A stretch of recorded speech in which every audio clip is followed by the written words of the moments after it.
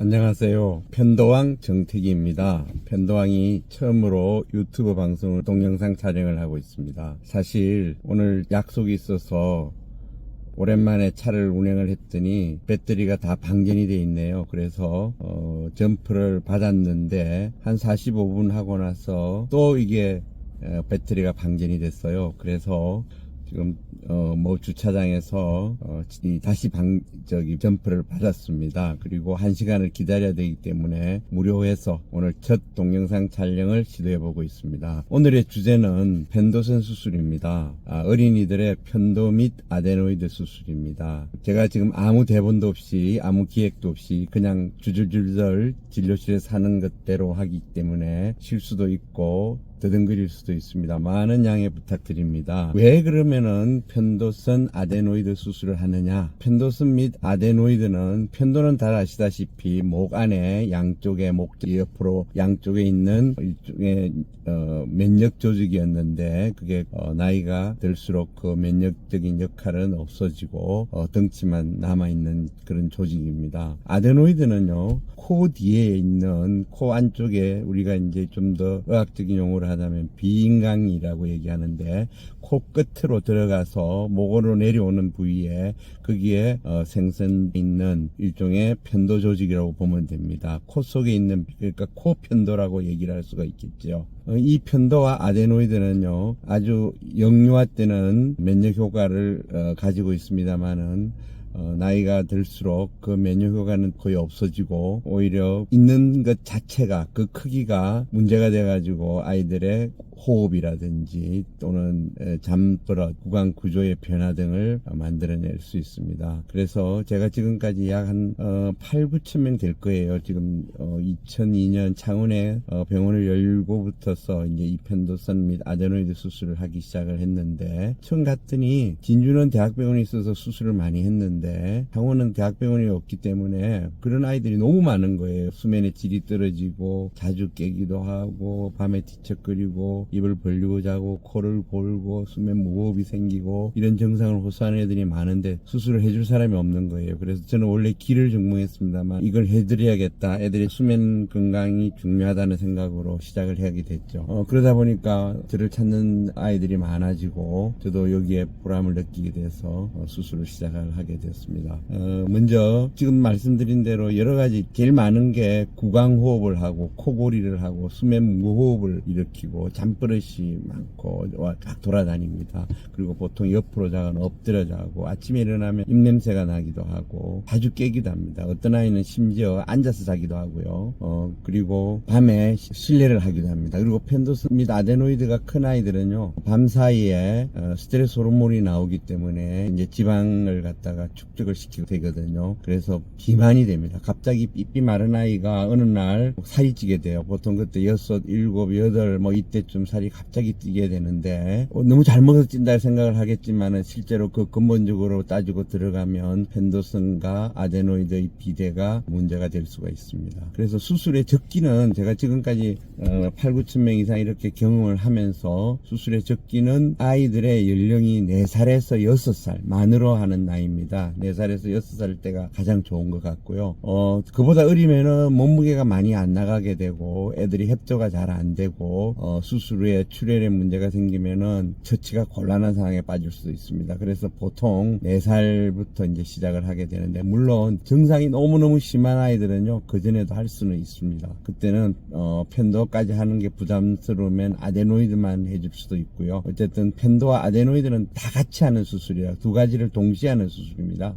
편도선만 만약에 제거를 하거나 또는 아데노이드만 제거를 하면은 그게 이제 목 안에서 링을 이루면서 면역 역할을 해왔거든요. 근데 이제 이게 한쪽이 제거가 되면은 보상적으로 이게 커지게 됩니다. 그래서 또 아데노이드를 했는데 나중에 편도선 수술을 따로 하게 되게요. 또 편도를 했는데 아데노이드 수술을 따로 하게 되는 그런 두 번의 수술을 할 수도 있는 상황이 될 수 있습니다. 그래서 제가 볼 때 통계를 보니까 99% 정도는 두 가지를 동시에 하게 됩니다. 그리고 이게 포괄수까지 묶여 있기 때문에 편도만 하든 아데노이드만 하든 편도와 아데노이드를 같이 하든 병원에서 수납하는 거는 진료비는 거의 똑같습니다. 그래서 수익을 위해서 두 개를 동시에 하라고 하는 거는 아니니까 오해 없기를 바랍니다.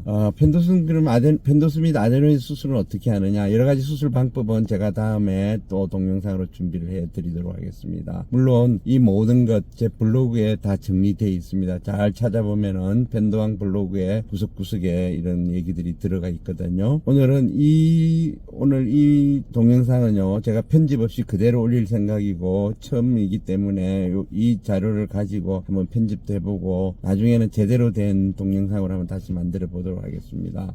수술을 어떻게 하느냐 하면은 일단 전시 마취를 하게 되고, 편도는 편도의 그 캡슐이라는 이런 보자기 같은 데 쌓여 있거든요. 그래서 편도는 이렇게 찝어내서 잘라내게 됩니다. 한마디로 일종의 감자 캐듯이 쭉 딸려 나오거든요. 그래서 그걸 정리를 해주고, 아데노이드는 입 안쪽에 목젖 뒤쪽에 있게 됩니다. 코 안쪽이니까. 그래서 아데노이드는 그 큐렛이라는 장비를 먼저 한번 써서 일단 좀 긁어내고, 그리고 구멍 저 뒤쪽으로 남아있는 거는요, 마이크로 디브라이드, 피타 수술할 때 쓰는 게 그런 거예요. 그래서 마이크로 디브라이드를 이용을 해서 갈아냅니다. 그러면은 대부분 갈려 나오는데요, 아데노이드를 완벽하게 100% 제거하지는 못해요. 왜냐하면 조직 속에 이렇게 박혀 있기 때문에. 그래서 바깥으로 튀어나온 부분들이라든지 그런 부분들을 우리가 거의 다 제거가 가능하고요. 그리고 이제 지혈을 하고 끝나게 됩니다. 제가 하는 보통 수술 시간은 약 한 20분 정도 남짓 걸리고, 수술 후에는 마취가 깨는데 한 30분 정도 더 걸리게 됩니다. 준비하는 시간, 수술하는 시간, 마취 깨는 시간 하면은 1시간 정도, 1시간 조금 더 걸리죠. 그렇게 되고, 그래서 수술을 마치게 됩니다. 보통 제가 하는 병원에서는 3박 4일 정도를 입원을 하게 됩니다. 그 전날 입원해서 그로 일단 보충을 해주고, 그 다음날 아침에 일찍, 저는 7시부터 수술을 하기 시작하는데 7시부터 마취과 원장님의 설명을 듣고 그 다음에 수술을 하게 되고, 보통 9시 반 정도면 되게는 하루에 3명 정도 하는데 수술이 끝나게 됩니다.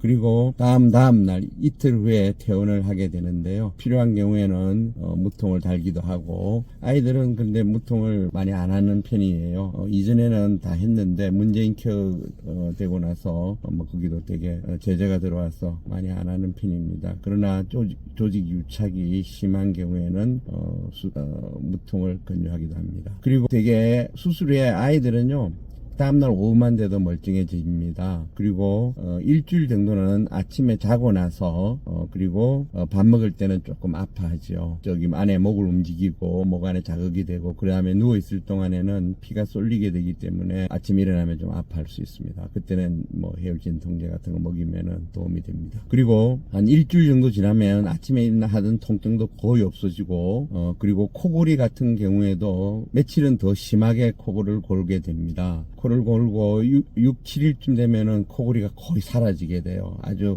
조금 있더라도 약간 남아 새근새근하는 그런 정도의 소리가 들리게 됩니다. 그리고 2주가 지나면 정상 식사가 가능합니다. 물론 식사에 대해서는 제가 따로 동영상을 한번 만들어 보도록 하겠습니다. 그리고 출혈은요, 보통 2주까지는 출혈이 날 수가 있는데, 출혈이 나는 확률, 아데노이드에서는 거의 출혈이 나지는 않습니다. 수술 후에 피가 나지는 않고요. 보통은 편도선 수술한 곳에서 피가 나는데, 제 경험으로 보면은 한 2 내지 3%에서 나는 것 같습니다. 이거는 수술을 아무리 잘하고 못하고 이런 차이가 아니고요, 그냥 복불복으로 생각해도 됩니다.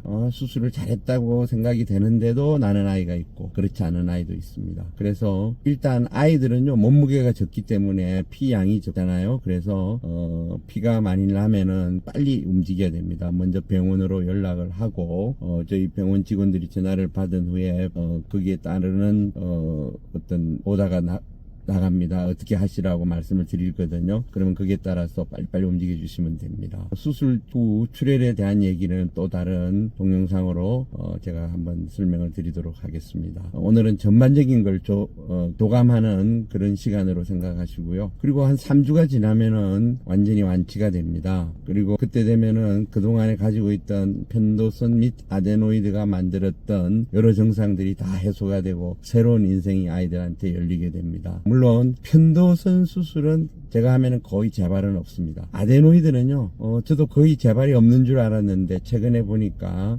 지난해 527명을 했는데 2명 정도가 재발을 한 것 같아요. 제가 한 아이들에. 그래서 제가 다시 정리를 해줬는데 수술 후에 이거 다시 정리해 주는 거는 간단해요. 통증도 그렇게 심하지 않고 먹는 것도 정상 식사가 가능하기 때문에 크게 부담 가지지 않아도 됩니다. 이상으로 펜더슨 및 아데노이드 수술에 대해서 전반적인 얘기를 쭉 하게 되었습니다. 그리고 수술 후에 한 6주 후에는 마지막 이제 점검을 하게 됩니다. 혹시 재발했는지, 아이들의 무슨 다른 습관이라든지 이런 것들이 있는지 이런 걸 갖다가 고치려는 조언을 드리고요. 그리고 이제 구강 구조가 많이 변했던 아이들은요, 치과 교정도 필요할 수가 있고, 또는 테이핑을 하거나, 아이들이 수술하고 나면 입맛이 좋아지기 때문에 너무 많이 먹게 돼요. 그래서 비만에 빠지는 경우도 있기 때문에 그런 부분 제가 주의를 당부를 드리고, 그리고 펜도선 하면 면역력이 떨어집니까 어쩝니까 이렇게 물어보는데 그렇지 않아요. 오히려 감기도 덜 걸리고 감기가 오더라도 그냥 쉽게 극복해 나갑니다. 그래서 저는 수술 후에는 감기 들어도 며칠 동안은 좀 지켜보자, 면역력을 길러주고, 그래도 정 안 될 때 병원을 방문하기를 바라고요. 많은 경우의 아이들이 수술 후에 1년 동안 병원을 한 번도 안 찾았다는 아이들이 많습니다. 그만큼 이 펜더슨 및 아데노이드 수술은 건강적인 영향을 미치고 있습니다. 이상입니다. 좋아요, 구독 부탁드립니다. 이런 거 따라해보는 거예요. 저도 감사합니다.